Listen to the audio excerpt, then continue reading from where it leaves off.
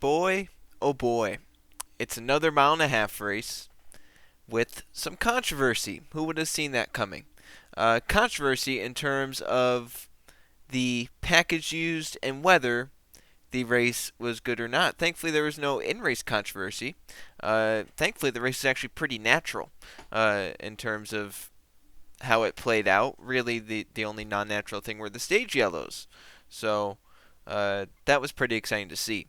But the 2021 Coca-Cola 600 finished in just under 4 hours. And just like normal Charlotte races, it is one of the more lacking races that occur on Memorial Day weekend. And it had some really stiff competition this year with a very, very amazing Indy 500. In my opinion, it could probably go down as one of the best in history and should be remembered really, really well. It was honestly one of the best races I've ever watched in anything. So there's that.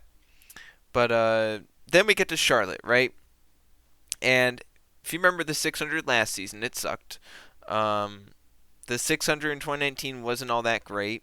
In 2018, it wasn't great. In 2017, it wasn't great. In 2016, it was bad. In 2015, it wasn't great. In 2014, so on and so forth until we go back to like 2011. And then you could be like, all right, the 2011 600 was actually really good. The 2012 600 was all right.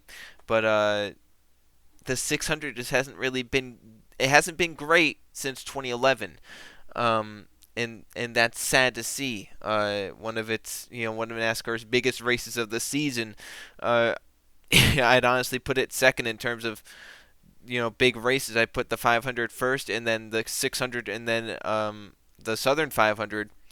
But it's just Charlotte has just not really ever. It's not ever performed or delivered with the Gen 6 car for whatever reason. It just doesn't really work with that. But let's get to the race, right? Hendrick qualifies 1-3-4-7. And after what they've been doing as of late, you had to know that it was going to be something good out of Hendrick. Kyle Larson dominated at Kansas, couldn't get to victory lane. Larson finished second at Darlington. Hendricks dominated Dover 1-2-3-4. Chase Elliott, Kyle Larson 1-2 at Coda, with Alex Bowman finishing top 10 and William Byron not that far outside the top 10. So you had to know Hendrick was going to bring their A game once again at Charlotte, going for the all-time record number of wins in NASCAR Cup history, as they were tied with Petty, and they were trying to break that, and they definitely wanted to break it at their home track at Charlotte. They're literally miles from the track. So I'm sure if there was a place where they wanted to do it, it was going to be at the Charlotte Motor Speedway. And they definitely brought their A game, all four qualifying inside the top 8. And it was apparent in Stage 1 that Kyle Larson would maybe be the one to beat, as he led most of Stage 1 and won it. However, the issues with the racing already started in Stage 1, which was definitely the most dull part of the race. So Kyle Larson is leading this thing and has a pretty good gap, and it's extending a little bit every lap. He's lapping cars, and it gets up to 30th place, Anthony Alfredo. And this is nearing the midway part of the stage, basically where drivers would start to come down pit road. This is about 10-15 laps before pit stops. Kyle Larson catches Anthony Alfredo in 30th place and cannot get around him. That is the race leader not being able to pass 30th place. That is embarrassing. That is absurd. That the race leader, the guy who was pulling away by tenths a lap, cannot pass a car that's running half a second slower than him. If you were to be watching a scoreboard at that time, you would see Kyle Larson's times go from 30.5s, 30.6s, 30.7s to 31 ones, and stay at 31 ones. His times conformed to the 38. That's embarrassing. It's stupid. 30th place held up Larson all the way to where second place Chase Elliott caught him and was on his back bumper. That's stupid. It's embarrassing. It's dumb. How we still have this package, I don't know. But this 600 took just about everything that's wrong with the package and showed it. There's even more to say. Kyle Busch had one of the fastest cars of the 600. I would say maybe the second best car there behind Kyle Larson. And he qualified 18th, not a really good qualifying run, but that car raced really well. He got up quickly inside the top 10 and then was moving up towards the top 5. He was behind Austin Dillon and stayed behind Austin Dillon for lap after lap after lap after lap after lap after lap.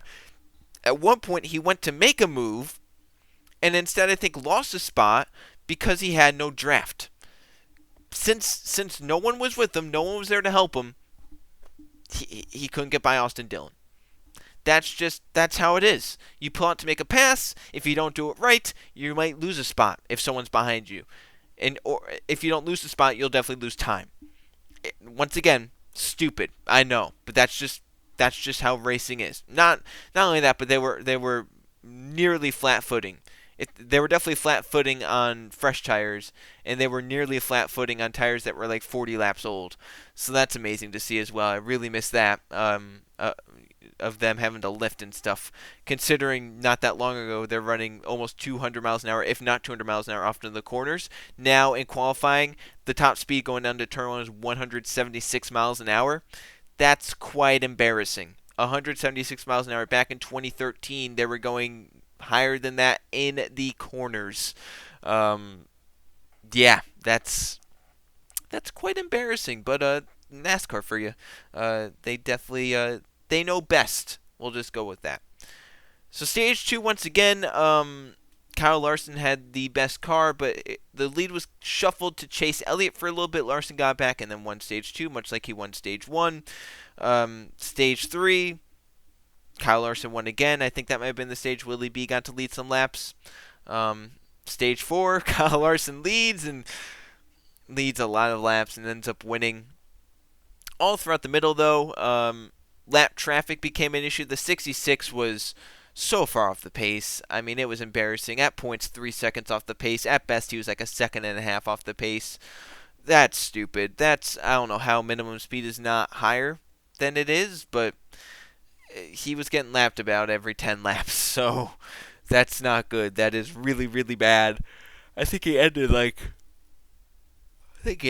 20 some laps down. That's embarrassing.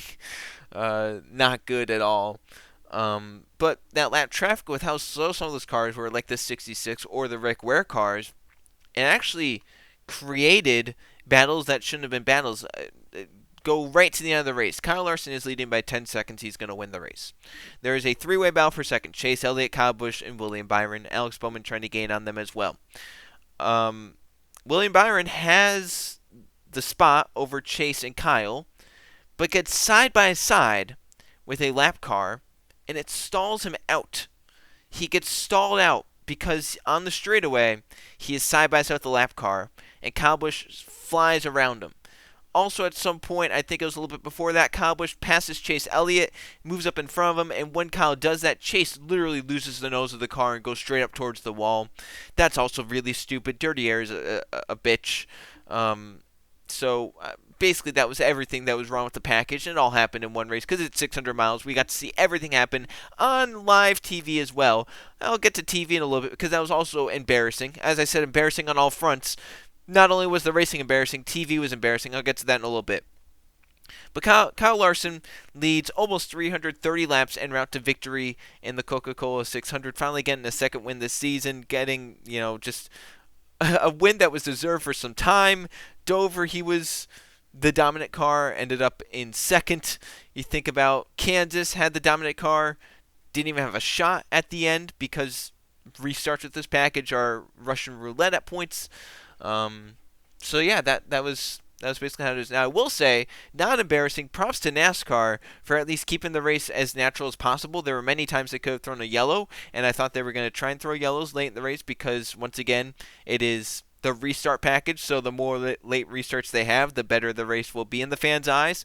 So I'm surprised they didn't try and throw any late yellows. There were points where they could have thrown it for people blowing tires and getting into the wall. Martin Truex had a really, really big issue with the tire, but NASCAR kept it green for the most part. The only yellows they threw for incidents was Ryan Newman blowing a tire hit the wall, which was definitely warrant of a yellow. It actually ended stage 3 under the yellow.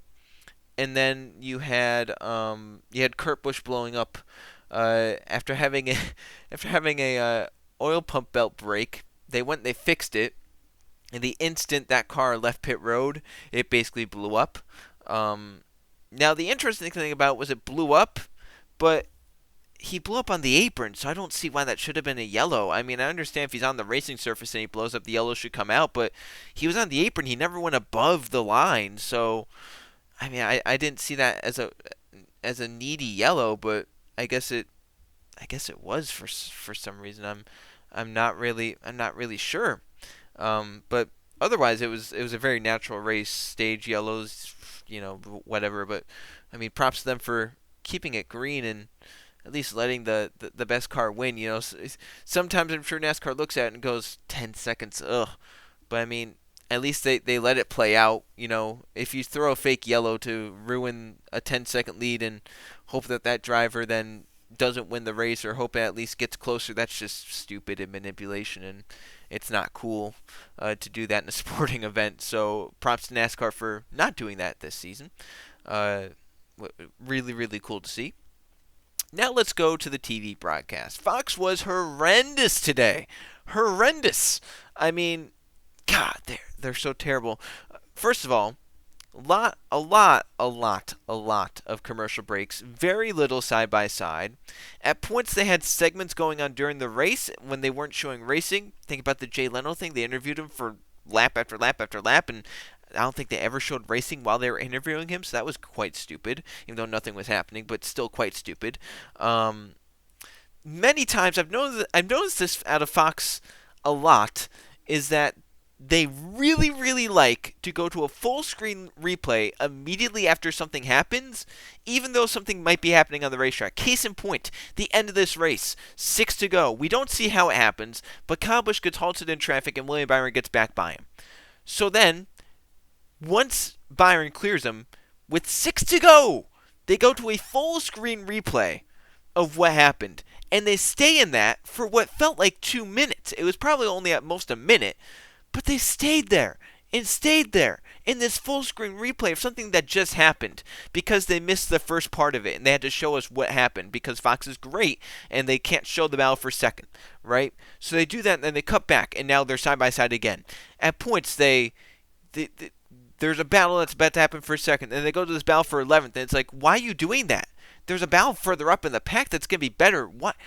Like, at one point, there's going to be a battle for a second. It was chasing someone else.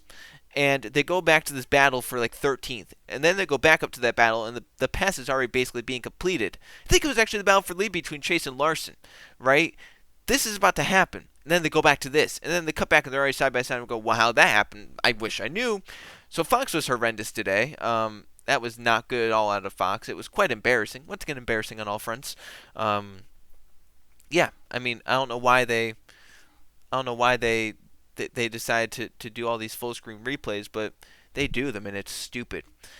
And one final point I want to make is about the racing. So Kyle Larson dominated. I think it's like the 5th most laps led in Coca-Cola 600 history. He led nearly 330 laps, won by 10 seconds. And I just want to compare it, though, to 2018, right? So the 2018 Coca-Cola 600, I can almost say, is the tipping point of the low downforce package and basically ruined it and took it. And basically that was the race that NASCAR said we're going to throw it away because after they saw the All-Star race with the restrictor plate package, they're like, this is cool, we're going to do this. So then, right, that Coca-Cola 600 was received poorly. I think on the Jeff Gluck poll it has like 35% yes. People did not like it. It had 9 lead changes. People all throughout. When, like, I can literally remember. I remember that race because I was at my sister's graduation for college watching it there. I remember on Twitter and all social media it was that race was terrible. Kyle Busch dominated. If the battle is not for first and you have to show a battle in mid-pack, then that is your problem, right? So now, let's fast forward to this race. Kyle Larson dominates. Wins by 10 seconds. They have to focus on a battle for second to make the race somewhat presentable. Yet there are some people still trying to defend it. And I'm sure the Good Race poll will probably be around 50% because a Hendrick car won or just, whatever. It is quite stupid, honestly. If you look at the stats for those 2 races, the green flag passes stat is very, very close. However, the 2018 race had so many more yellows. It had double the amount of yellow flag laps that It's sad that it's close. In fact, if you go to the averages, it averaged 8.8 passes per lap under the green flag. This race was 8.5. So the 2018 race had more passes per lap.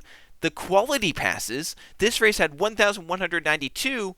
2018 had 1,243. That is 50 more. So the races are very, very comparable.